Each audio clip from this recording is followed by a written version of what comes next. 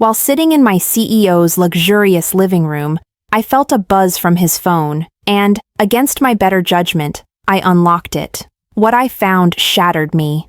A vile group chat filled with explicit photos of women, cruel comments, and among them, images of myself. Chapter 1.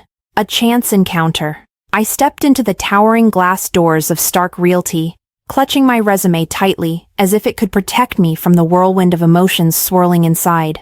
Everything about this place screamed power and perfection, something I clearly wasn't. As I walked past the sleek office spaces, my gaze caught sight of Adam Reid, the CEO everyone seemed to worship. He stood by the large window, his sharp suit and confident posture making him look like he owned the entire world. I couldn't help but stare. He was breathtaking, the kind of man who seemed untouchable, like a star far beyond my grasp. That evening, I stayed late at the office, trying to impress my manager by studying some documents for the upcoming presentation. The silence in the office felt comforting, a shield against the chaos of my thoughts. "You're still here?" A deep voice startled me. I turned, and there he was, Adam Reid himself, standing just a few feet away. His tie was loosened, his jacket slung over one shoulder. For a moment, I forgot how to breathe. Yes, I stammered, clutching the papers tighter. "I thought I'd go over some documents to prepare for tomorrow." He smiled, and I swear it was the kind of smile that could melt glaciers. "Preparation is good," he said, stepping closer. "But so is taking care of yourself. Come on, let me take you to dinner." Dinner? With him? My heart raced at the thought, but I couldn't find the courage to say no. The restaurant he chose was elegant, the kind of place where chandeliers sparkled, and every dish looked like a work of art. I felt out of place, fidgeting in my simple office attire while Adam seemed effortlessly at home. As we sat across from each other, he leaned forward slightly, his gaze locking onto mine.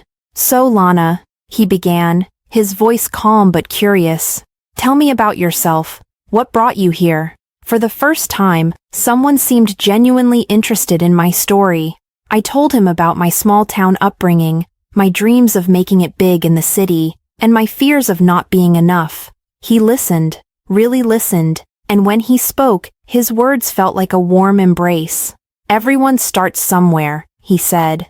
"And from what I see, you have something many people here don't, genuine determination." I blushed, unable to look away from his piercing eyes.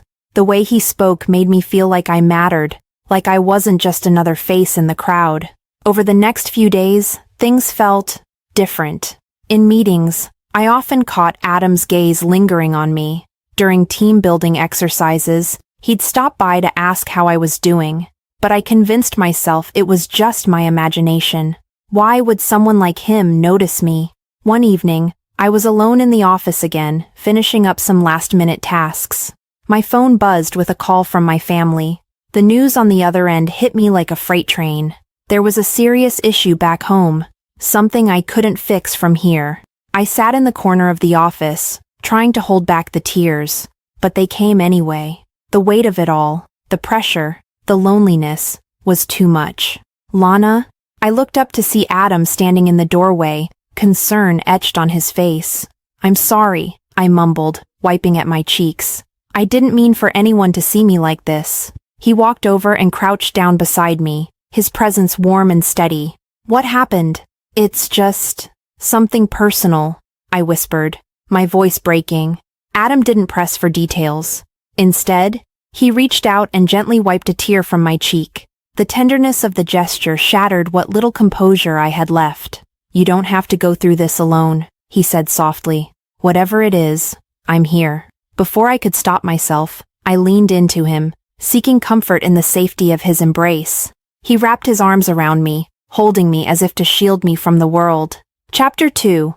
When Walls Begin to Fall. After that night, when Adam held me as I cried, everything seemed normal again.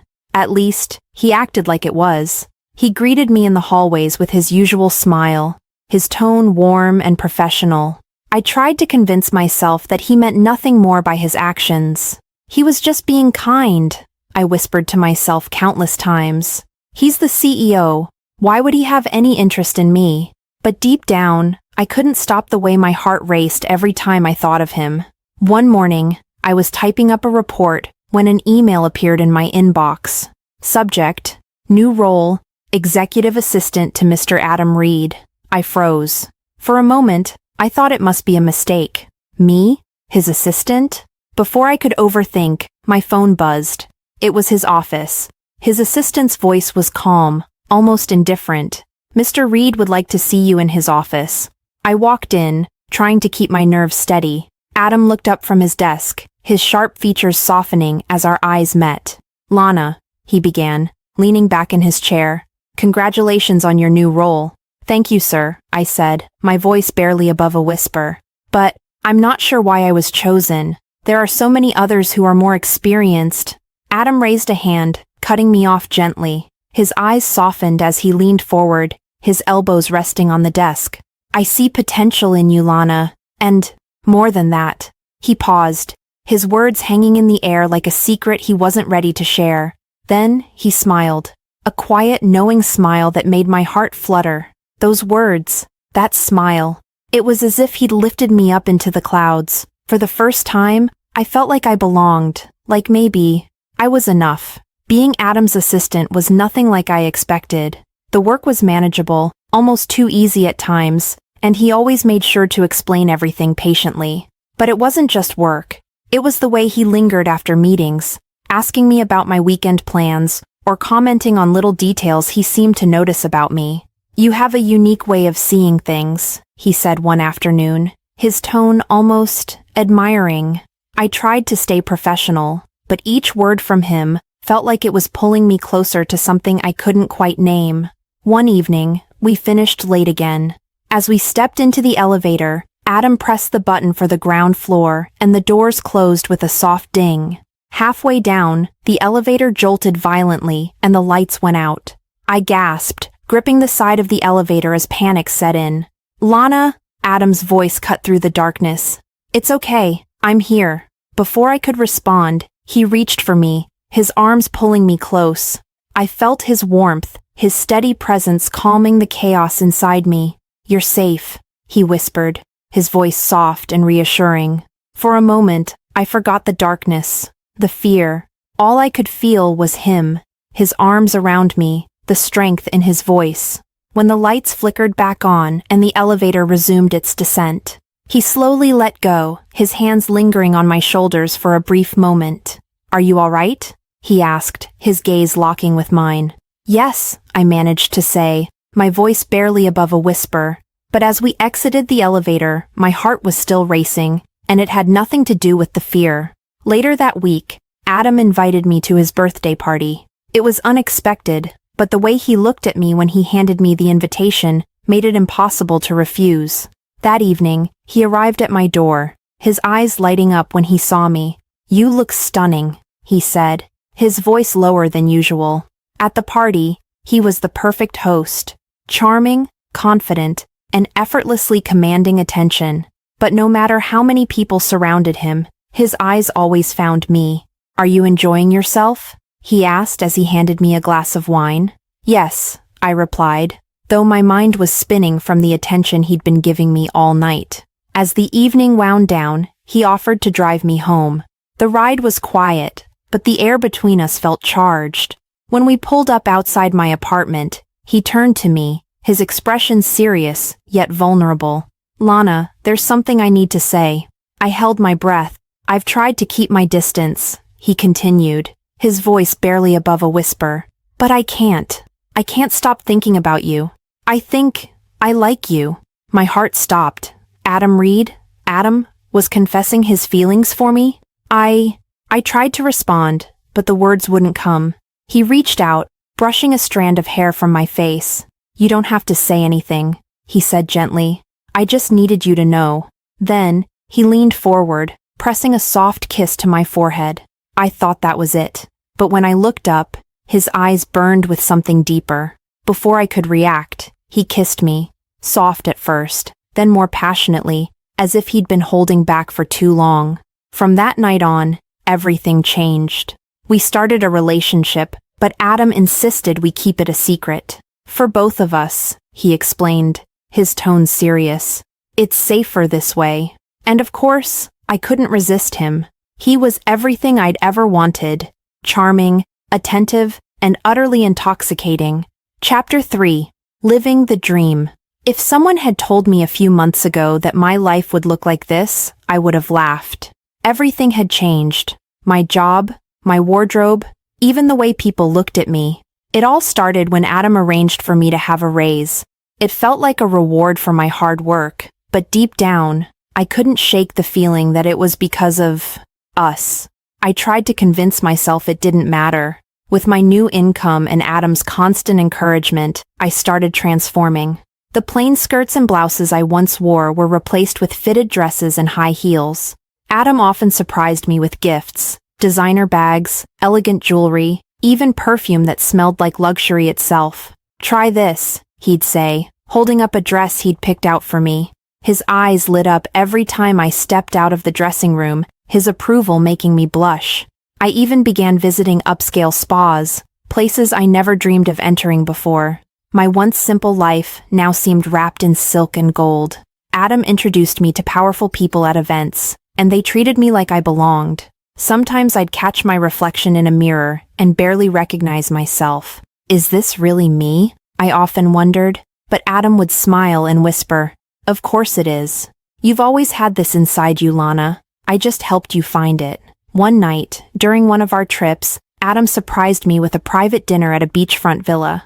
When I stepped out in the red dress he'd chosen for me, his gaze froze on me. "You're breathtaking," he murmured, offering his arm as he led me to the candlelit table. The setting was surreal.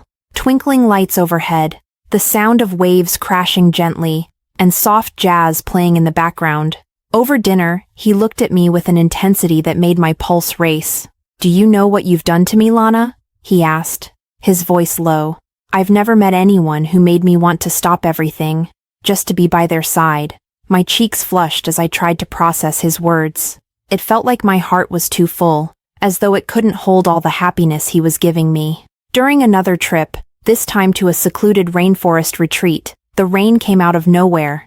Adam and I were walking hand in hand, admiring the beauty around us, when the downpour began. "Come on, let's find shelter," I laughed, trying to pull him toward the cabin. But Adam stopped me, his grip firm. His eyes locked onto mine, his hair and suit drenched from the rain. "The rain might cool everything else," he said softly, "but not us." Before I could reply, he leaned in and kissed me, deeply, passionately, as though nothing else mattered. The rain poured around us, but I didn't feel the cold. All I felt was the heat of his kiss and the strength of his arms around me. That night, in the warm glow of the cabin's candlelight, Adam whispered words of love into my ear as we lay wrapped in each other's arms. For a while, everything felt like a dream. But then, at one of Adam's events, reality shifted slightly. A wealthy businessman struck up a conversation with me, his compliments just a little too bold. "You have an elegance about you," he said, his smile lingering. "Adam is a lucky man." Adam didn't say anything at first, but I noticed how his jaw tightened. Later, as the party wound down, he pulled me aside. His usual calm demeanor was gone, replaced by something raw and possessive. "I didn't like the way he looked at you," Adam said, his voice low but firm. "You're mine, Lana. Only mine." His words sent a shiver through me. Not fear, but something deeper. The way he claimed me felt overwhelming, but also intoxicating. "I didn't do anything," I whispered, unsure of how to respond. "It doesn't matter," Adam said, his hand brushing my cheek. "I don't share what's mine." Chapter 4. The New Rival. The first time I saw Sophia Bennett, I felt something shift in the air. She walked into the office like she owned it, tall, elegant, with waves of dark hair cascading down her back. Her red lips curved into a confident smile that seemed to say, "I know you're all watching me." Everything about her screamed charisma, her sharp, tailored dress, her purposeful stride, even the way she spoke, each word perfectly measured, each tone dripping with self-assurance. "She's bold," I heard someone whisper near me. But Sophia wasn't just bold, she was magnetic. Even the most composed executives seemed a little off balance when she fixed her piercing gaze on them. And me? I felt invisible in her presence, as though the room itself dimmed to make her shine brighter. But what unsettled me most was the way her eyes lingered on Adam. Every time she glanced at him, there was something in her gaze. An invitation, a challenge. It was during a company retreat. We were playing a silly team-building game where pairs had to eat a biscuit stick together. The team that left the shortest piece would win. It was harmless, light-hearted fun, until Sophia spoke up. "I'll pair with Adam," she said, flashing that signature smile. "He's the most dependable one here. We can't afford to lose." Her words were casual, but her tone was anything but. My stomach twisted as I watched her take her place beside Adam, her hand resting briefly on his arm, as if it belonged there. The game began, and I tried to focus on anything other than them, but my eyes kept drifting back. The biscuit stick between them grew shorter and shorter. Everyone was laughing, cheering for their own teams, but as their faces drew closer, the laughter around me became muffled, drowned out by the pounding of my heart. Finally, their lips brushed. They could have stopped there, as most teams did, but Sophia didn't. Her lips lingered, pressing slightly into Adam's, her eyes fluttering shut for a brief moment. The room erupted in cheers as their team was declared the winner, but I stood frozen. Adam laughed lightly, brushing it off as part of the game. That evening, back at Adam's apartment, I couldn't hold it in any longer. "How could you let her do that?" I asked, my voice trembling despite my effort to stay calm. Adam raised an eyebrow, his expression calm, almost amused. "Lana, it was just a game," he said, his tone soothing. "Why are you so worked up about it?" "You kissed her," I blurted out, my voice rising. "In front of everyone." He stepped closer, placing his hands gently on my arms. "Lana," he said softly, "it wasn't a kiss. It was part of the game. Sophia is just a colleague. You're overthinking this." His words were logical, rational, but they didn't erase the image of Sophia's lips on his, or the way he hadn't immediately stepped back. Seeing the doubt in my eyes, Adam pulled me closer, his arms wrapping around me in that way that always made me feel safe. "Lana," he whispered, his lips brushing my ear, "you're the only one I care about. You know that, don't you?" His voice, his touch, they worked like magic, melting my resistance. Chapter 5. A Shattering Truth.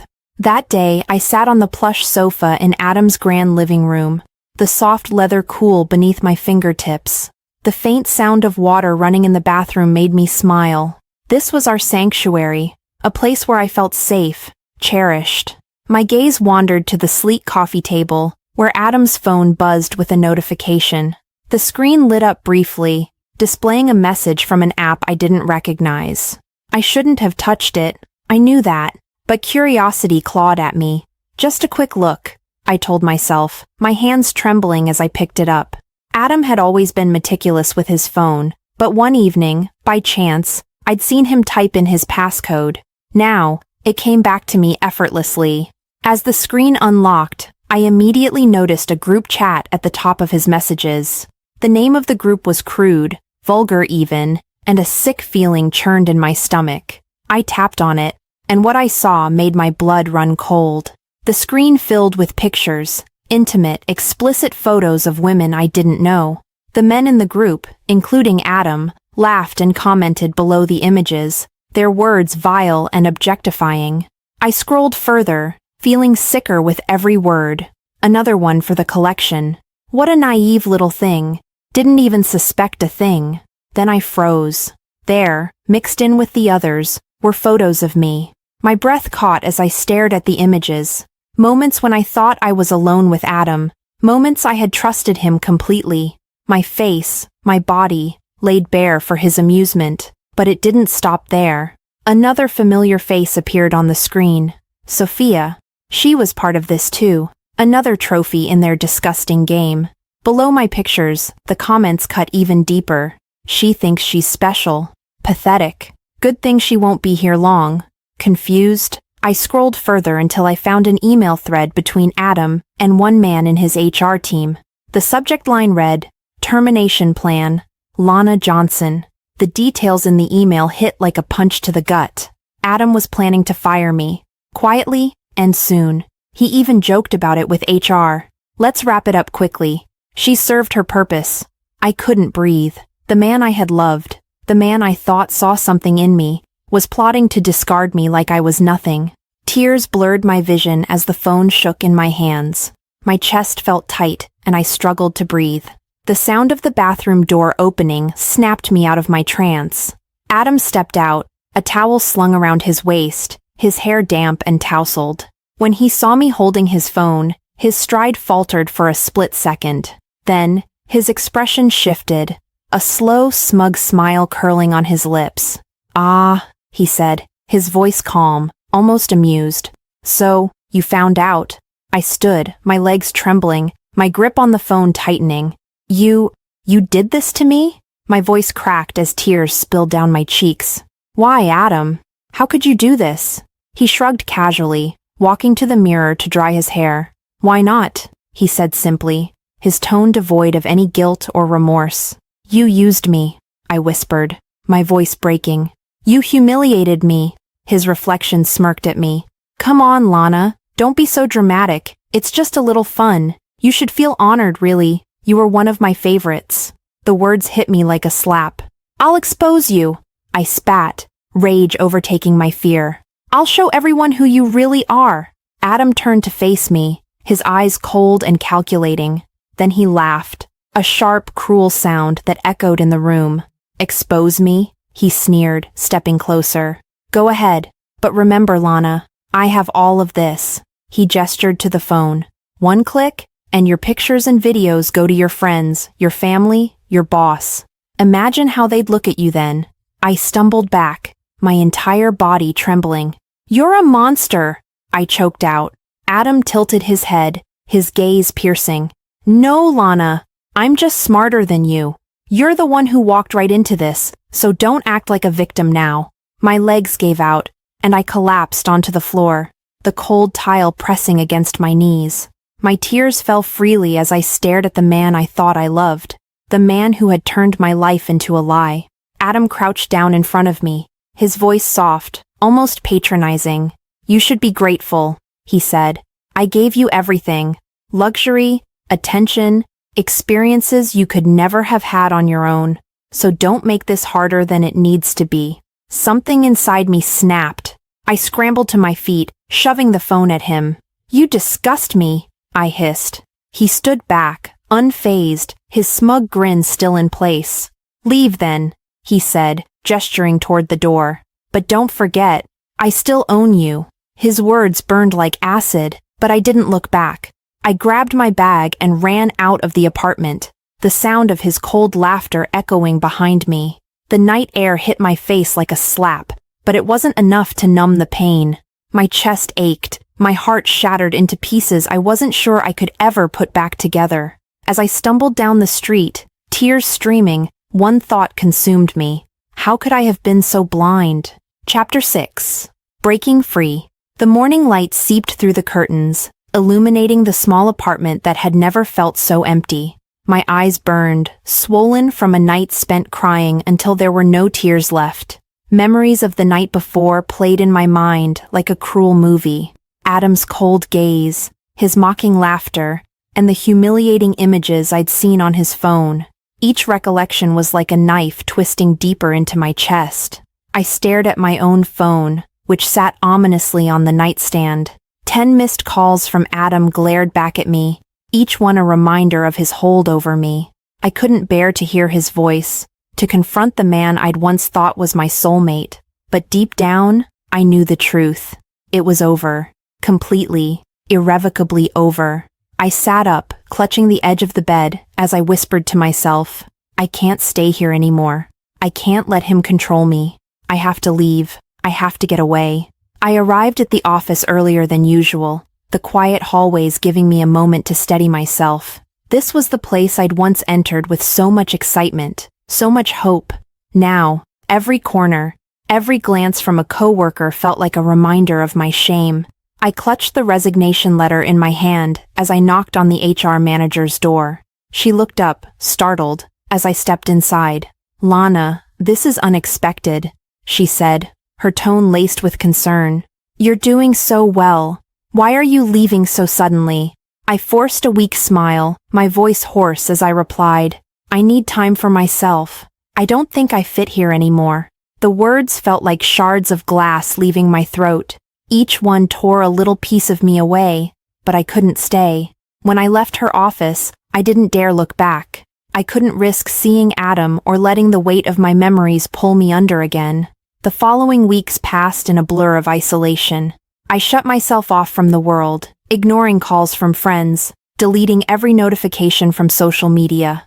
I stayed in my tiny apartment, staring at the walls, replaying every moment of my time with Adam. Sitting in front of the mirror one evening, I barely recognized the woman staring back at me. Gone were the elegant dresses, the sparkling jewelry, the confident smile I used to fake for the world. Instead, I was back to my old self, plain, simple, and lost. "You're such a fool," I whispered, my voice trembling.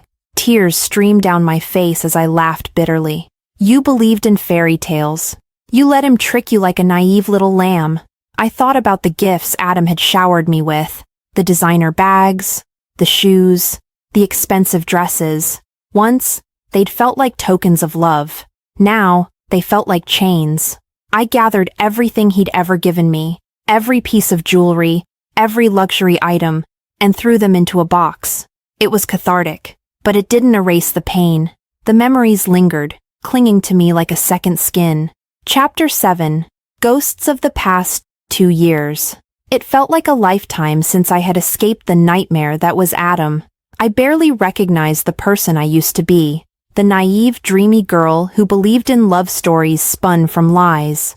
Now, I was stronger, smarter. The pain of the past had forged me into someone new, someone I was proud to be. I had built a life of my own, working at a company where my efforts were valued. My coworkers respected me, and my boss appreciated my dedication. For the first time, I felt like I belonged, not because of anyone else, but because of what I had achieved. And then there was Evan. Evan was kind, steady, and everything Adam wasn't. He saw me for who I was, not just the woman I had become, but the broken pieces I once carried. He loved every part of me, and with him, I felt safe. For 2 years, I thought I had finally closed that chapter of my life. I thought Adam was gone for good, until the phone rang. It was a quiet evening. Evan was out, and I was curled up on the couch with a book when my phone buzzed. The number was unfamiliar, but something about it made my stomach twist. I hesitated before answering. "Hello?" There was a pause, and then I heard it. The voice I hadn't heard in years, but could never forget. "Lana," Adam said, his tone smooth but laced with something darker. "It's been a long time." My heart stopped. I froze, the book slipping from my hands. "What do you want?" I managed to whisper. "Just to talk," he replied, almost casually. "I've missed you. Haven't you missed me?" I hung up, my hands trembling. But the messages started immediately after. "You can't ignore me, Lana. I've changed. I made mistakes, but I'm not that man anymore. Give me another chance. You think you can forget me? I know you still think about us." Each word made my skin crawl. How dare he? How dare he think he still had any hold over me? The next day, I decided to find out what had become of Adam. I called a few old connections, former coworkers, mutual acquaintances, and pieced together his story. Adam's life had crumbled. His charm and power, once his greatest weapons, had failed him. His business deals had soured, his partners had abandoned him, and his finances were in ruins. No one admired him anymore. He was a shadow of the man I'd known, clinging to whatever scraps of control he could find. That knowledge gave me strength. Adam was no longer the untouchable figure who once dominated my world. When I told Evan about the calls and messages, I expected disappointment or frustration, but all I saw in his eyes was concern. "We won't let him hurt you again," Evan said firmly, taking my hands in his. I nodded, tears stinging my eyes.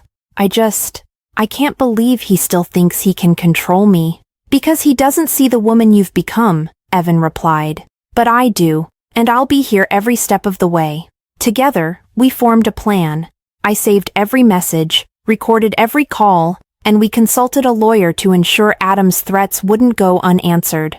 Adam's calls became more frequent, more desperate. His messages grew angrier when I didn't respond. One evening, my phone buzzed again. I answered, ready this time. Lana, he growled, his tone venomous. You think you can escape me? You're mine. You'll always be mine. If you don't come back to me, I'll make sure the whole world sees who you really are. I took a deep breath, steadying myself. No, Adam, I said, my voice calm but firm. You don't own me. You never did, and you'll never hurt me again. He laughed, but it was hollow, desperate. You think you're safe? I can ruin you with one click. Go ahead, I replied. But just so you know, everything you've said has been recorded. Every threat, every message. You're done, Adam. My lawyer will be in touch. There was silence on the other end. For the first time, Adam had nothing to say. I hung up, my hands steady for the first time in days. Adam disappeared after that. Whether it was fear of the legal consequences or the realization that he'd lost all power over me, I didn't know. What I did know was that I felt free. Standing in front of the mirror that night, I saw someone new. A woman who had faced her past and won. A woman who refused to let anyone define her worth ever again. I smiled, not because everything was perfect, but because I knew I was strong enough to face whatever came next. And this time, I was ready.